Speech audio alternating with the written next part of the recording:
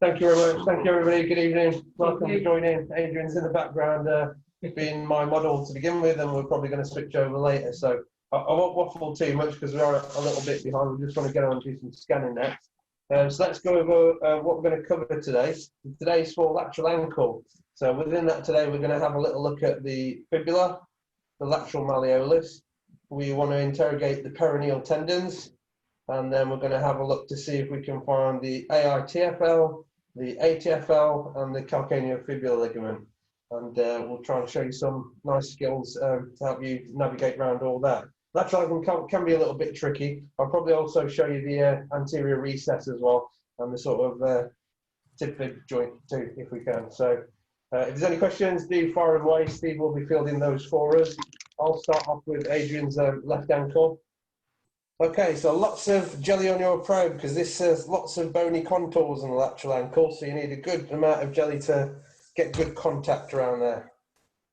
Okay, always start by finding the end of your probe, so you've got your little S marker there on the top left hand of your screen, and I just run my thumb along where the nipple is on the probe to make sure I'm orientated. So I'm going to keep that at the bottom of the screen for you. So what I usually like to do is just find the nearest bony landmark. In this case, of course, it is the lateral malleolus. So let's just pop our probe straight on there.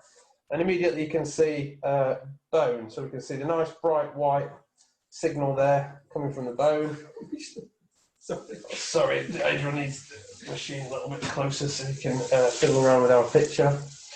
Okay. So from there, what I like to do first with the lateral ankle, I mean, generally you'll have an ankle sprain patient, right? So we're going to have a look to see if there's evidence of fracture at all, first of all. So what I usually like to do is find the malleolus and then find the tib fib, and this is where you can see there's a little dip here just above the malleolus, and can you see that little bit of artifact there? And just suddenly there's a big black patch in the screen, hence why I said plenty of jelly. So let's put a little bit more in that area, and then you should be able to see we've got contact now. You see what a difference a bit of jelly makes. So of course here now we have the fibula. That looked like something there, didn't it? That can feel, you see, that looks like something pathological there at the top right, but it's just my contact. So I'm just going to clear up the image by adjusting and clock facing my probe a little bit so I can follow that up. Of course, most fractures are the lower sort of third, so I suggest you go about halfway up to interrogate that. Also now you can start to see the perineal muscle. Okay, so if we were suspicious of a fracture, what you may well see is a little break in the cortex. Oh, I can use my little. So you'd see where the white line is here. You'd see a little break in there, and probably a little bit of bony edema, a little bit of superficial swelling around the area. Okay, so we usually like to rule out. Of course, you wouldn't rely on your ultrasound for diagnosis of that. You'd want to get an X-ray. Okay, so following the tibia back down now, we're going to go back down to the malleolus. So following the tibial bone, just making sure we've got a nice bright signal. And then of course now we're dropping, I'm just going to readjust my probe.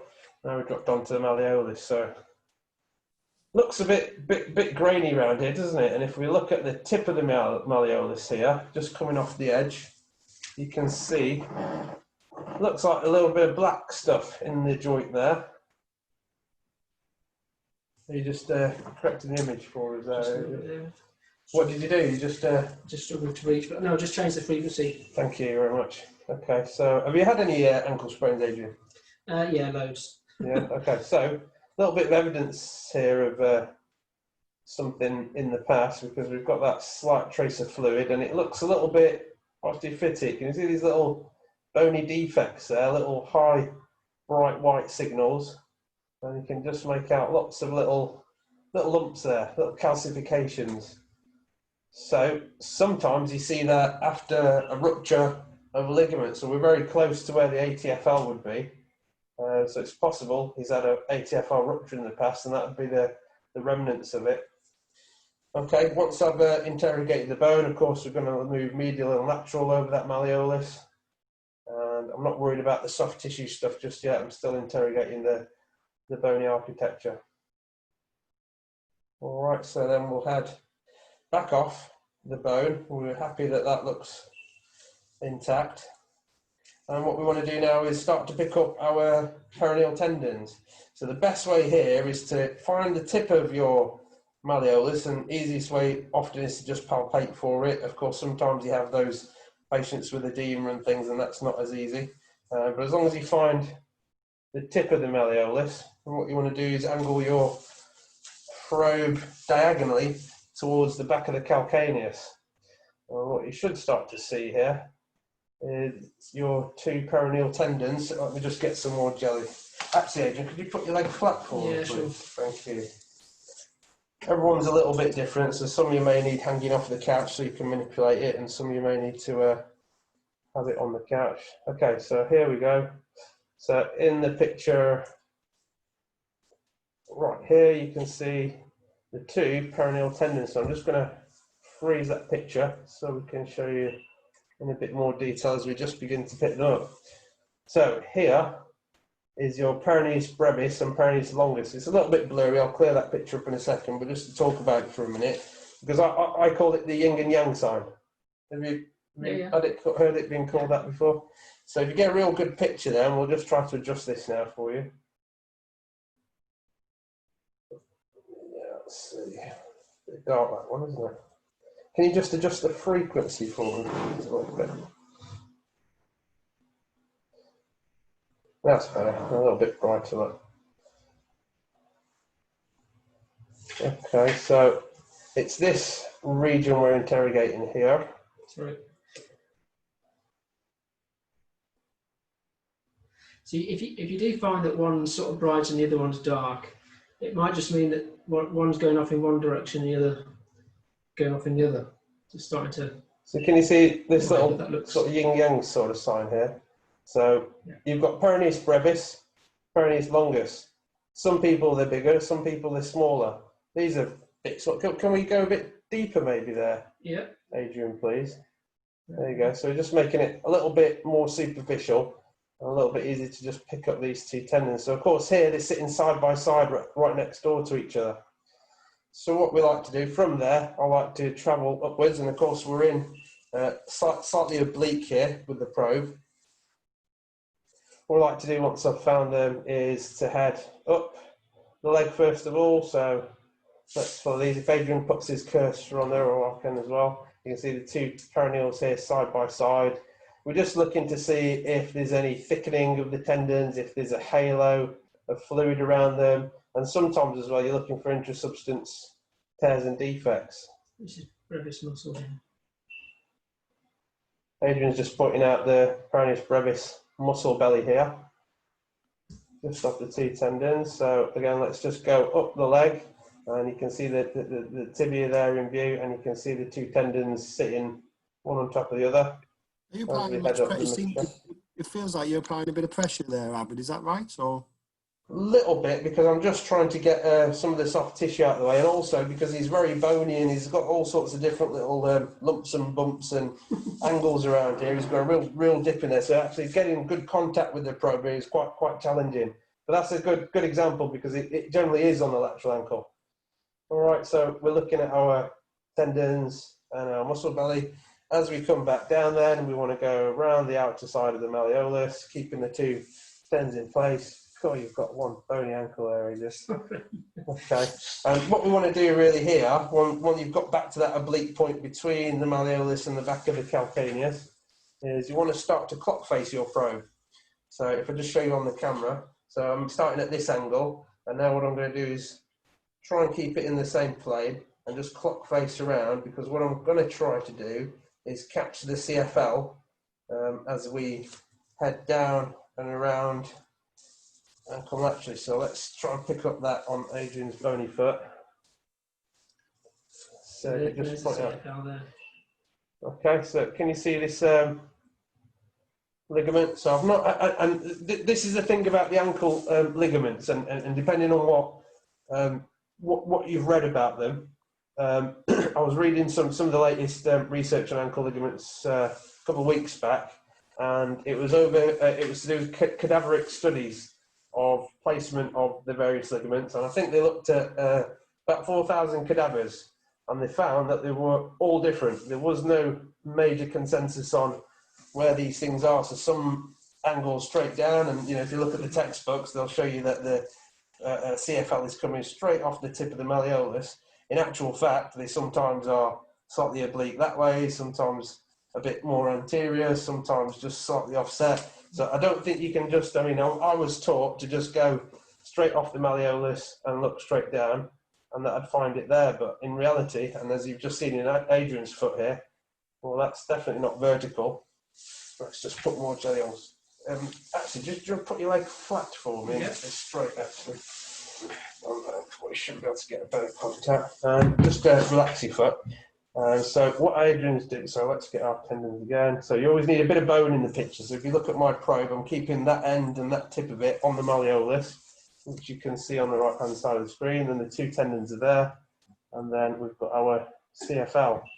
So if you want to interrogate that a bit more, best thing to do is ask your patient to dorsiflex the ankle. That should make it go tight.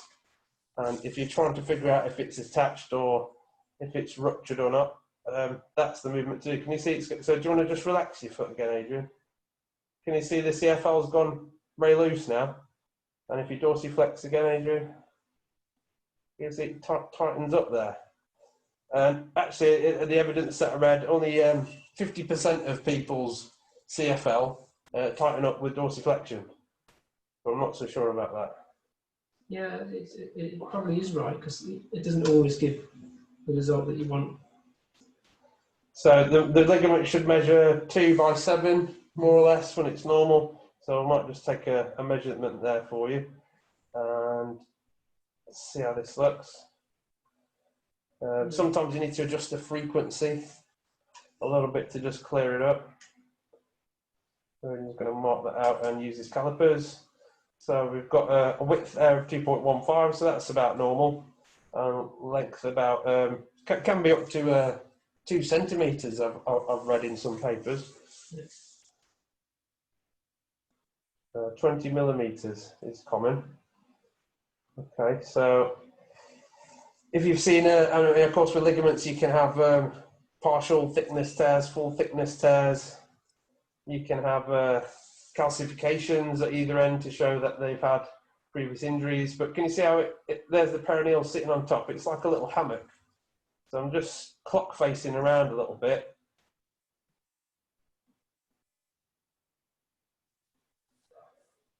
So you can see a little bit of movement, and you can see that ligament disappearing in and out of the frame. Okay, so once I'm happy with the CFL, I'll carry on in transverse view, looking at the tendons, and now you're going to see them split off. Okay, so that was dark. Yeah, and that's gone hypoechoic or dark.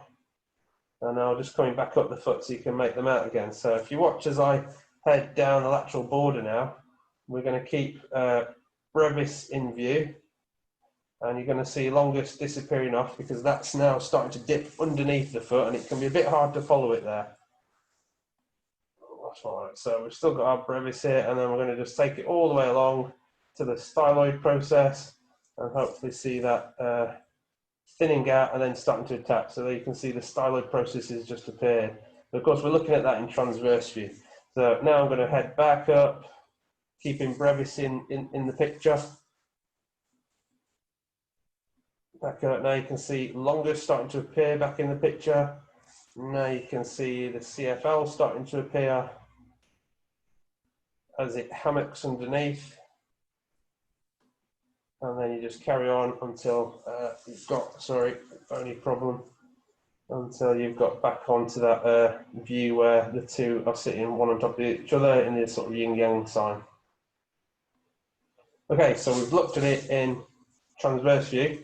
Now what we want to do is take one of the tendons, and this usually we go for brevis.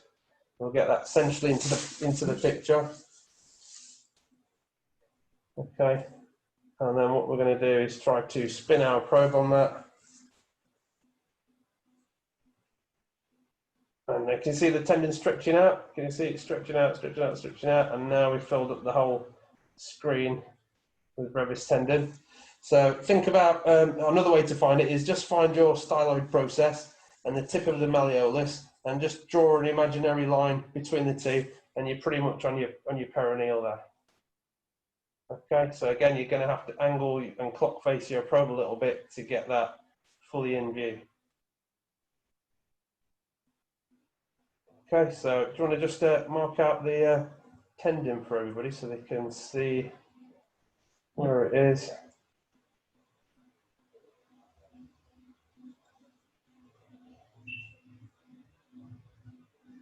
Just there you go, going across here now. Okay, let's head down to the styloid. You can see the nice stripy fibres in there.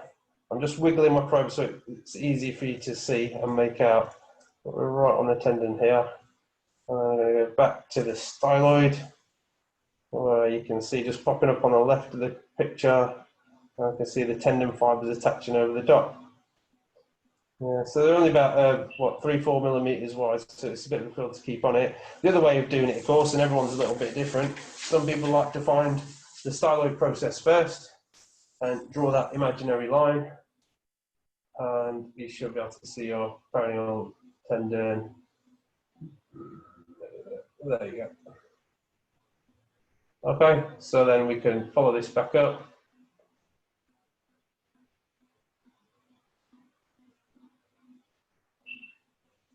And we'll keep following it back to the malleolus. Do you ever inject those? Yes, a lot, yeah. I do these kind of parotenon injections with them. And as you know, Adrian, we get lots of perineal tendon things, I think, in our Muscat service. I'm sure we send 5 to 10 a month at least. They're pretty commonly, I mean, lateral ankle sprains are common, but lateral ankle pain I find is very common. And often it's to do with these peroneal tendons. So if we just measure this one out for everybody, we'll see that the thickness of it is about 4 to 5 millimetres perhaps. I do find it hard to see if they're tendinopathic with the peroneals. They're not always easy to diagnose. I mean, sometimes you have people with pain and you can palpate it, but you can't always see anything pathological on the scan. I tend to see it presented here, where the insertion is quite thick and it thickens and webs out. And you can usually, you usually press on it, and they can tell you exactly where it hurts, and you press on it, and you put your probe on, and all this is really thickened and swollen. You think, oh, there you go. That's the Brevis insertion. That's it. But then do bear in mind that you've got the 5th TMT joint there, very close to it. So I'll always usually have a little look at that, just over the styloid. And then also the other joint to worry about is the calcaneocuboid. So I'll usually have a little look in there to see if we can see any wear and tear arthritis. Let's just get your calcaneus. There you go, your calcaneus. Let's just find your styloid. Just relax your foot for me, Adrian.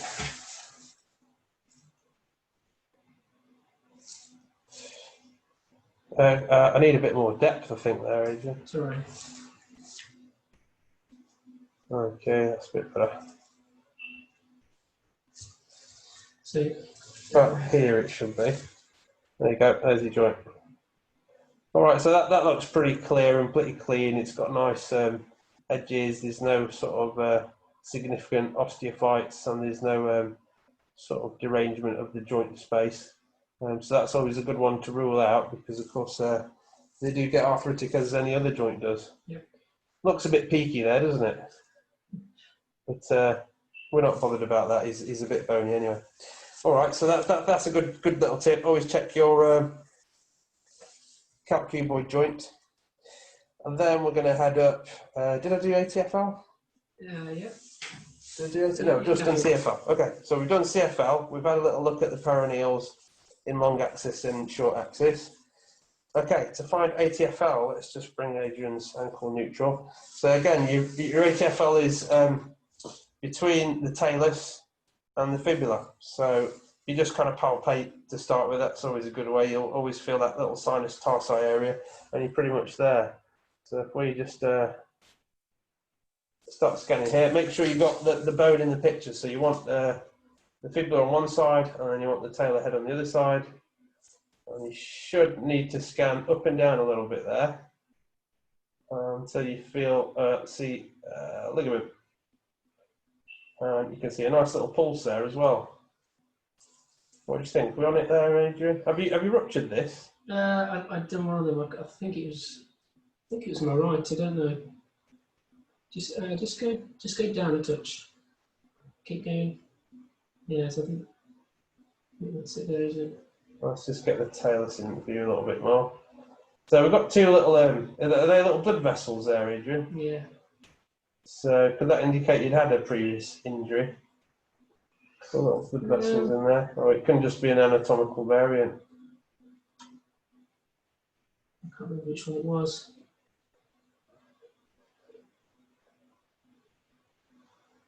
Bit of a fiddle to find it. Going across, there you go. That's a bit. So it's a very fine, small ligament, and if it's been injured, damaged, it can be hard to find. Yeah, it was that one. I might have done both actually. I've gone over my foot a lot. I don't think I've got any either, so I might not be a good candidate. Let's just bring your foot across here. Abid, would you do? Yeah, this is why it's sorry, Steve. This is why I wonder if he's There you go. yeah, because he's got this these bony defects here. You see these little calcifications there. About where we should be. Yeah, it's a common one to see ruptured, but what do you think, Adrian? I think you did do this one. I think you're right. There's a lot of. It's very mushy in there. You wouldn't normally see all this extra lumps in there. No. That can be indication, possibly of an avulsion. Yeah. Yeah, hard to pick up. So not the best anatomical model.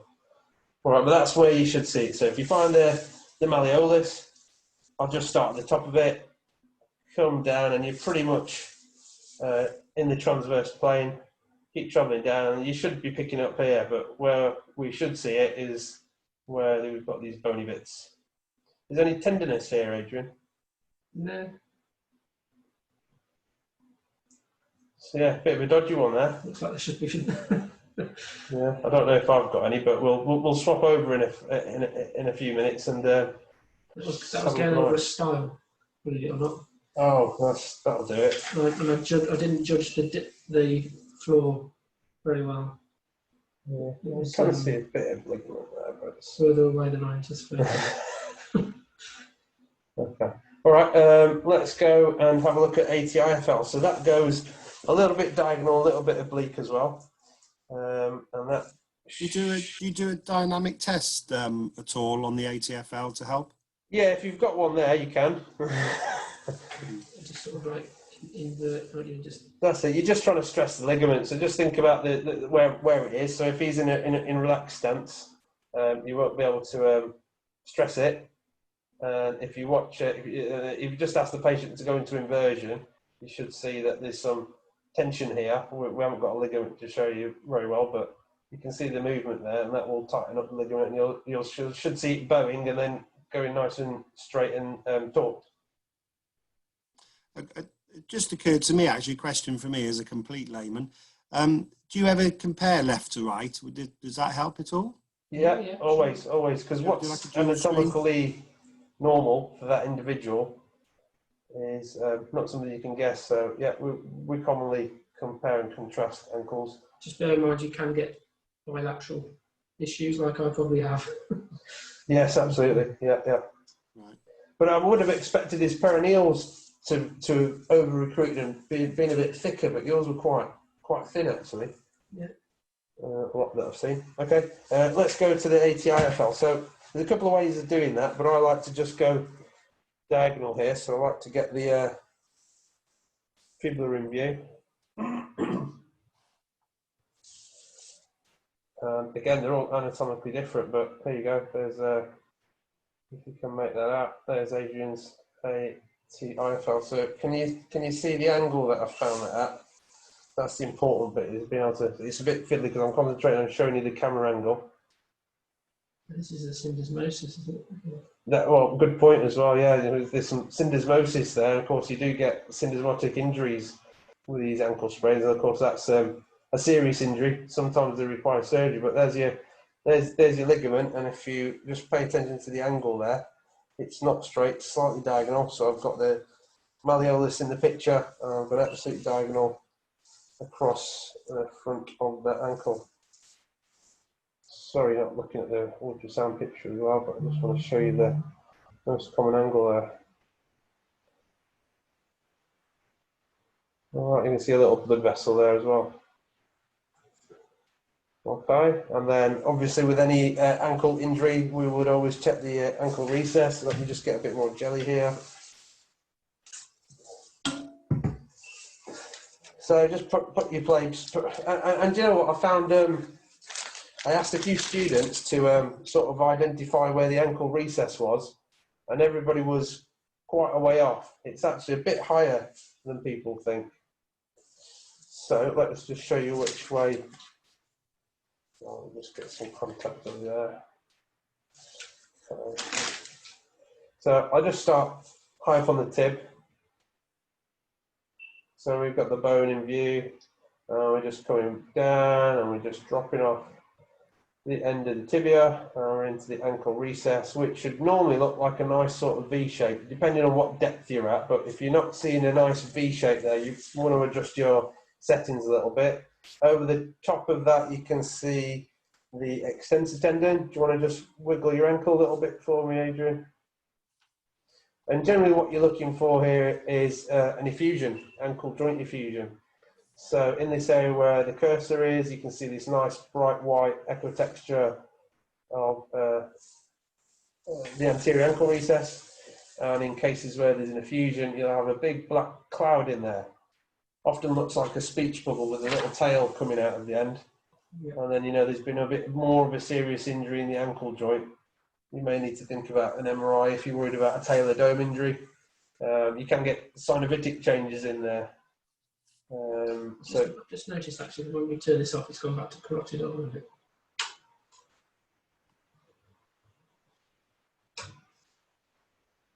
Okay, so it's quite helpful to just check your preset and make sure you're on the right one. You see how that's cleared the picture up quite nicely. And actually, look how much better the quality is in the depth of the ankle recess as well. So again, we can see little bony defects there a bit further down. You can see that bright white little bone there. So I'm quite interested in that. I'm going to bring that into view. So a little spur almost. And of course, you can get them talar dome peaks and little calcifications. If Adrian dorsiflexes his ankle, I mean, you can see ankle impingements quite nicely with ultrasound and dynamic view. I mean, you do get these talar sort of calcifications and lumps and spurs. You can see there's a little bit of irregularity there on the tip of the tibia. But otherwise, we're not too worried about ankle injury here. That's your classic picture of an ankle recess. So you can see the cartilage overlying the talar dome. That's the sort of black halo that you can see. A nice black line overlying the bone. And a nice picture of the tendon in view. So that is your classic anterior ankle picture that you want to find. Nice V shape inside. When they become degenerate or arthritic, I think that V gets much more shallow. You don't see it as deep, and obviously it gets a lot of bony defects in there. You'll see that the hyaline cartilage is not so obvious to pick up, and also you'll likely see quite irregular bony edges. All right. Any questions for us there, Steve? There's not at the moment, but happy to prompt the guys out there. Don't forget to drop your questions on the chat. Okay, so that's most of the structures we want to look for. What we'll do is we'll do it on one big file sweep, but I'd just like to see if I've got an ATFL to show you, because it's really quite nice to see once I pick them up. But I may have some similar findings to Adrian. So if you can bear with us for a couple of seconds, we're just going to swap positions. Adrian's going to pick up the probe, and I'm going to assume the position on the couch. So bear with 1 moment, please. Anything more to say about peroneal tendons in your experience, Adrian? Tears in peroneals. What's the most common one you see? Are they linear, transverse? Are they intrasubstance? I guess with the peroneals, I see a split tear mainly with the sort of Pac-Man sign, we call it. That's it, Pac-Man sign. So Adrian's looking straight away at my anterior ankle recess. Yeah. So just remember that it's a big joint. So sort of scanning all the way across the ankle to make sure you're not missing anything along there. So I'm going left to right, covering the whole joint. Okay, and then you can come down and kind of have a look at the mortise. So he spun his probe into transverse axis Ankle. there now, and that is the top of the talar dome. You can see the nice dorsalis pedis pumping away there. Yeah. And you see a nice layer of cartilage. The bone looks quite regular. There's no defects there to see. Looking particularly around here, around this bit, and then I'll go to the other one. You can pick up impingement signs. Yeah, yeah. You can see. The great thing about ultrasound of the ankle is the dynamic ability of being able to just move things around and see what's happening with structures. And then you've got obviously the anterior tendons. You've got tibialis anterior, extensor hallucis, extensor digitorum.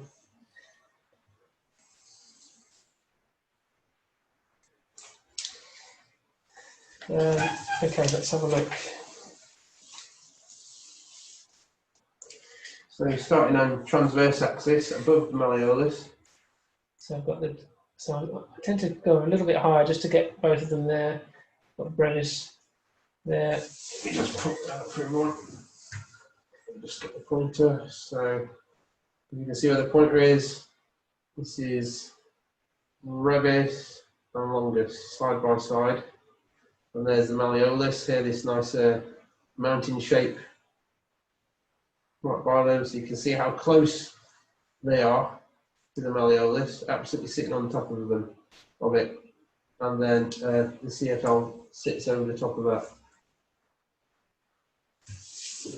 Yeah.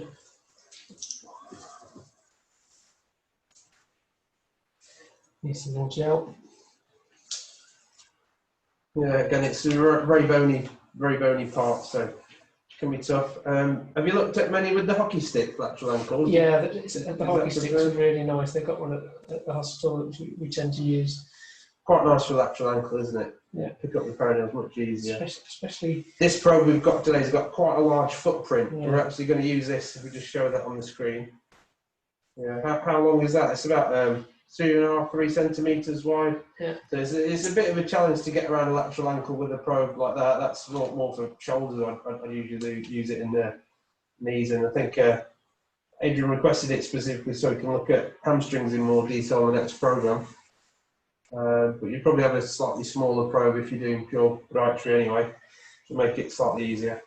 So can you make out the CFL underneath? So it's the black line going underneath, just below that one there. Yeah, going along there. So perineals are here in the classic yin yang sign. They sit just under the CFL hammock. So I'll just show you the angle there. Can I just tilt a little bit so I can show everyone that camera angle? So I'm pointing quite far back as well. Yeah, you are very far back. So it's certainly not coming down linearly off the tip of the malleolus.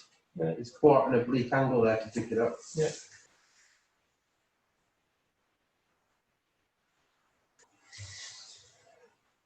And then when you're coming round, it's usually good to not worry about your having the whole screen. Just concentrate on your bit. So you can even just sort of come round just half the screen. Just make sure you're following it around on half the screen there.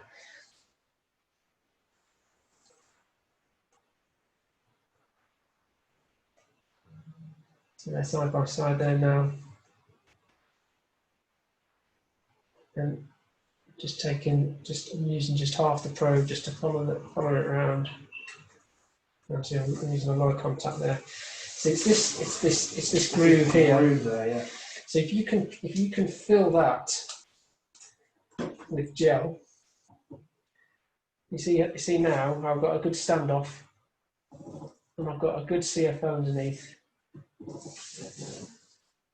I haven't quite got my perineals lighting it, but you can see I'm going round now, and I've got them both quite bright, going around there. And that's because I've filled that gap. And if you look at the right at the top of the screen, you've got that black, and that's your standoff just there. And that's what I was losing, because I had air there before. I was losing the rest of the picture. So now I've filled that with gel. I can come around. That block gadget thing might be useful. Yeah, absolutely, yeah. Have you mentioned the block gadget to the guys, Steve? No, I can't. No, we've not. Doesn't. It's like a gel block, you know, like a cube thing, and it's got gel inside it. Sorry, you put your probe inside it, and then it's soft and supple. It's like a silicone material. So I'm pressure, then it kind of gets around the contours for you. Yeah, I mean, they are readily available. I have to say, it's not something that's come up too often with people that I've spoke to, but might be quite a cool little gadget, especially for these bonier feet and ankles. You can see there's a little bit of fluid around Abid's brevis there. Just a little pocket of fluid there and there. I could probably see that in transverse if I had enough. I'll volunteer Martin, who's in the audience, to try one for me. I'll get one out to him. Yeah, so there it is there. There you go. So it's normal to see a bit of halo of fluid. That possibly you could argue is a bit extra, a little bit more than we want, but you should see a small millimetre or two halo all the way around the perineal. That's quite normal, because when I first started scanning, I thought that was abnormal, but no, yeah, absolutely. That's quite kind of textbook, really. So you can think you're seeing a peritendinitis sometimes if you're not sure about what normal looks like, and that's why we spend so much time scanning each other, just to see what is normal, because then it's a lot easier to pick up when you see something abnormal. You don't have an ATFL. I knew it. Just a couple. Does anyone out there have an ATFL? None of us have got one. If there is, we need them to. I used to play a lot of rugby and had plenty of ankle sprains. So sorry guys, not good anatomical models for you, but. There's a couple of questions coming. We've got one on the talar navicular, which I'll ask in a second. But as we've just been talking about the standoff, a particular question on that from Chris. If using a block standoff, do you gel this both sides as well? You can do, but I don't think you. You gel the sort of foot anyway, and then put the block on top of that. I've never actually seen a block, so. But I imagine it's just a gel block, isn't it? It's just like a cap that goes on the head of the probe. Nothing much to it. They seem a bit more. They seem quite expensive for what they are, but it's literally just a silicone cap, really. For the podiatrists out there, it's literally a Silipos cap. Yeah, literally, and just saw a message from one of our viewers there saying you can probably make your own one. I totally agree with that. Yeah. Yes. That's your AITFL there. There we go. So let's see what angle Adrian's at here to pick up the AITFL.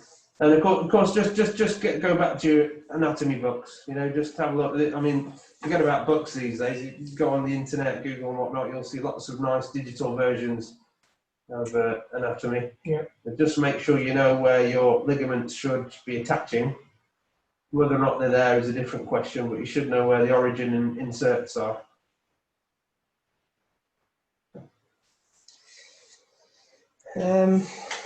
So I've got a request, sort of. Can we visualise the talar navicular ligament? Oh, I can have a look for it, yeah. Well, the talar navicular. So, not one we commonly look for, but yeah, technically you should be able to find it. There it is. Going across there. So that's the talus. There's the navicular, and that dot over there's the talar navicular ligament. Yeah, they're not too difficult to find. It's probably one of the easier ones actually. You just literally have to scan across a little bit medially and laterally, keeping your probe in a longitudinal plane. Yeah. So the navicular covers basically the first three areas. So I go up from the first, and I know I'm coming on to the navicular there. And I know if I go on to the second, it'll be there as well. There it is, in the middle. Yeah. If I go on to the third, it's still there, and then after that, Hard to see, much smaller, aren't they? it's gone. Yeah. Do you want to just look at my styloid process as well and see if there's any extra thickening of the perineal? So You do commonly see these intrasubstance tears. I think we probably see the intrasubstance tears more than. yeah, I've seen a few longitudinal ones too. Yeah. But the classic Pac-Man sign, little C shape sort of in the within the. I mean, you have to look at it in transverse view. So I mean that for, if I just stop you there for a second, let's just freeze that. Freeze, yeah. And then, I mean, let's get the pointer out. So, can you see this? This is actually the Peroneus Brevis and longus here. And if you, to the untrained eye, see this little septum between the two. That is kind of like what an intrasubstance tear might look like on your scan. So, if you're just looking at one in isolation, you just see this kind of C-shape, black sort of C-shape within them. That's normal here, of course. That's the separation between the two tendons. But if you imagine that was all one tendon here, that's more or less what you'd see. Yeah. With the Pac-Man sign, or it's always a C shape. It's a funny one. Yeah. Yeah. Always a C shape to And it. if you look at my probe, you see how I'm compromising half my probe just to get that, and you can see obviously It's not making a contact there with the top half at all. So the left of the screen is there's no image, and I've just compromised that just so I can get a good picture of the perineals there. I think just simply it's slightly difficult to say because it's quite a large probe. That's okay. We've made do, and you can see all the structures. So I think Adrian might just go into long axis in a second and follow one of them. Follow the brevis down to the styloid. Of course, you can fracture the styloid as well, so you need to have a good look around that too. Right. Coming round.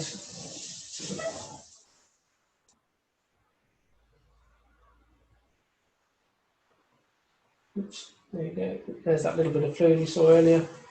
So this is usually if you've got a lot of that around there, that's what a tenosynovitis would look like. Yeah. Let's put some power on there. Oh, sorry. If you put PDI, which is at the top of the QWERTY board, go along there. That's it.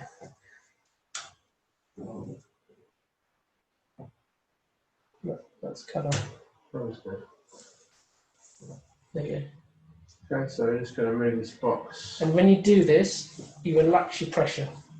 See, any slight pressure will just compress all those little vessels. So you relax your pressure, so there's no pressure, and let it tell you what's going on with the colour. Yeah, that's quite an interesting little finding.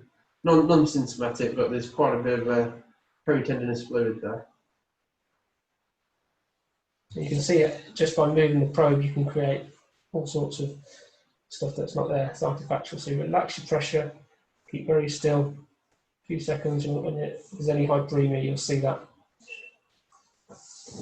Okay. Oops. And then we follow that to the bony insertion. Which is there. So we can see the tendon here. And then the styloid process. And this is all tendon here. And then, of course, we're losing all the image after that because this is too deep. What's this here, Adrian? What's this? A little bit of calcification appearing here. Where are you there? You're in this sort of sinus tarsi there, are we? No.